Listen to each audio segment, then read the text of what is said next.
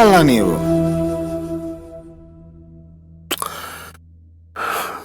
ತಾರಕ್, ನೀನ್ ಸಂತೋಷವಾಗಿದ್ದೀಯಾ?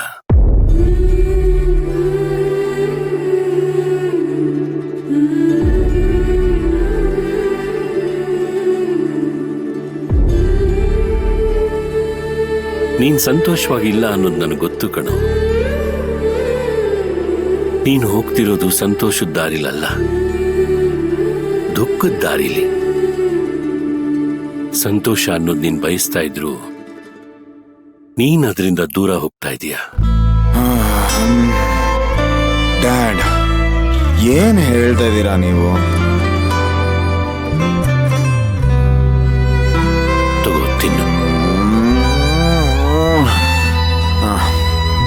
ತಾರಕ್, ಮುಂಚೆ ನೀನ್ ಹೇಗಿದ್ದೆ ಅನ್ನೋದನ್ನ ನೆನಪು ಮಾಡ್ಕೊ. ಎಲ್ಲ ಬಿಸ್ನೆಸ್ನು ನೀನೊಬ್ನೇ ರಾಜನ್ ತರ ನೋಡ್ಕೋತಾ ಇದ್ದೆ. ನೀನ್ ಆಫೀಸಿಗೆ ಬರ್ತಿದ್ದಾಗ ಎಲ್ರೂ ಹೇಗೆಲ್ಲ ನಿನಗ್ ಮರ್ಯಾದೆ ಕೊಡ್ತಾ ಇದ್ರು. ಈಗ್ಲೂ ಮರ್ಯಾದೆ ಕೊಡ್ತಾರೆ, ಆದ್ರೆ ಬೇರೆ ರೀತಿಲಿ. ತಿನ್ನು. 4 ಜನಕ್ಕೆ ಬದುಕೊಡೋ ನೀನು ಹಗಲು ರಾತ್ರಿ ಅಂದೆ ಕುಡಿದು ನಿನ್ನ ಬದುಕಿ ಯಾಕೆ ಹಾಳು ಮಾಡ್ಕೋತಿದ್ಯಾ? ಬೇರೆಯವರು ನಿನ್ ಬಗ್ಗೆ ಏನ್ ಅನ್ಕೋತಾರೋ ಅದು ನನಗೆ ಬೇಡ. ಆದ್ರೆ ನೀನು ನಿನ್ ಬಗ್ಗೆ ಒಂದ್ಸಲನಾದ್ರೂ ಯೋಚನೆ ಮಾಡಿದ್ಯಾ? ನೀನ್ ಇಷ್ಟಪಟ್ಟು ಬದುಕು ನಿನಗೆ ಸಿಗ್ಲಿಲ್ಲ ಅನ್ನೋ ಒಂದೇ ಒಂದು ಕಾರಣಕ್ಕೆ ಉಳಿದಿರೋ ಜೀವನನ ಯಾಕೆ ಹೀಗೆ ಹಾಳು ಮಾಡ್ಕೋತಿದ್ಯಾ? ಈ ಸಮಯದಲ್ಲಿ ನೀನೇನಾದ್ರೂ ಮದ್ವೆ ಆಗಿದ್ದಿದ್ರೆ ನಿನ್ನ ಹೆಂಡತಿ ನನ್ ಗಂಡ ಇನ್ನೂ ಯಾಕೆ ಬರ್ಲಿಲ್ಲ ಅಂತ ಫೋನ್ ಮೇಲೆ ಫೋನ್ ಮಾಡಿ ಟೆನ್ಷನ್ ಅಲ್ಲಿ ನೀನ್ ಬರೋದನ್ನೇ ಕಾಯ್ತಾ ಕೂತಿರ್ತಿಲ್ಲ. ಒಂದ್ ಮಾತು ಹೇಳ, ನನಗೂ ವಯಸ್ಸಾಗ್ತಿದೆ ಕಣೋ.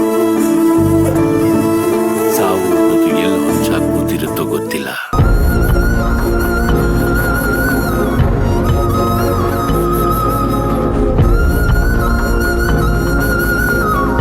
ನಾನು ಹೋದ್ಮೇಲೆ ಈ ಮನೇಲಿ ನಿನ್ ಬಗ್ಗೆ ಯೋಚನೆ ಮಾಡೋರು ಯಾರು ಇರೋದಿಲ್ಲ.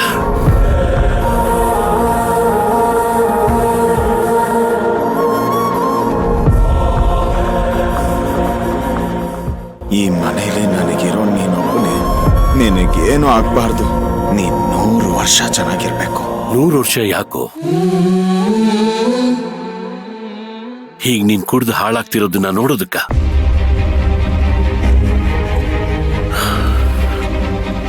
ಒಬ್ಬ ತಂದೆಯಾಗಿ ನಿನ್ನನ್ನ ಬೆಳೆಸೋ ರೀತಿನಲ್ಲಿ ತಪ್ಪು ಮಾಡಿದೆ ಅಂತ ನಂಗೆ ಅನ್ನಿಸ್ತಾ ಇದೆ.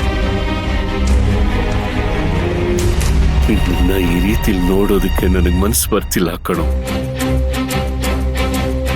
ಮಕ್ಕಳು ನಮ್ಮ ಮುಂದೆ ಸಂತೋಷವಾಗಿ ಬಾಳಿ ಬದುಕಲಿ ಅಂತ ಎಲ್ಲ ತಂದೆ ತಾಯಂದ್ರು ಆಸೆ ಪಡ್ತಾರೆ. ಆ ಅವಕಾಶ ನನಗೆ ಸಿಗ್ಲಿಲ್ಲ. ಜೀವನದಲ್ಲಿ ದುರಂತ ಅಂದ್ರೆ ಏನ್ ಗೊತ್ತಾ? ಎಲ್ರೂ ಇದ್ದು ಒಂಟಿಯಾಗಿರೋದು.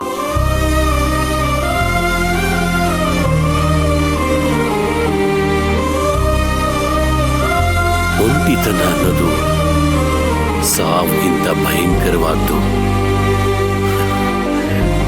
ಕಣ್ಣೀರು ಒರೆಸೋ ಒಂದು ಜೀವ ಜೊತೆಲಿದ್ರೆ ಜೀವನ ಸಂತೋಷವಾಗಿರುತ್ತೆ ಕಣೋ. ಅದಕ್ಕೆ ಹೇಳ್ತಾ ಇದ್ದೀನಿ, ನನ್ನ ಮಾತು ಕೇಳಿ ಮದ್ವೆ ಆಗೋ.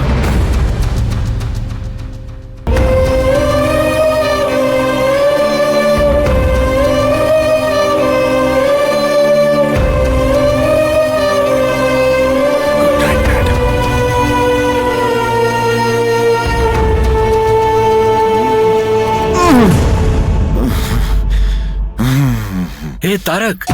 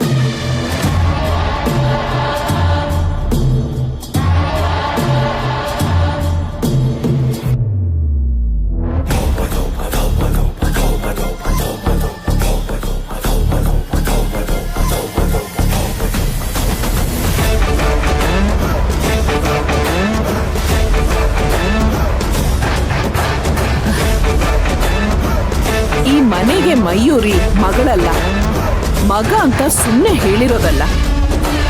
ಭಯ ಇಲ್ದಿರೋ ಹೆಣ್ಮಕ್ಳನ್ನ ನೋಡಕ್ಕೆ ಅದೇನೋ ಖುಷಿ. ಮಯೂರಿ ಕೈಗೆ ಕಳ್ಳರು ಸಿಕ್ಕಾಕೋತಾರ ಅಥವಾ ಕಳ್ಳರ ಕೈಗೆ ಮಯೂರಿನ ಸಿಕ್ಕಾಕೋತಾಳ?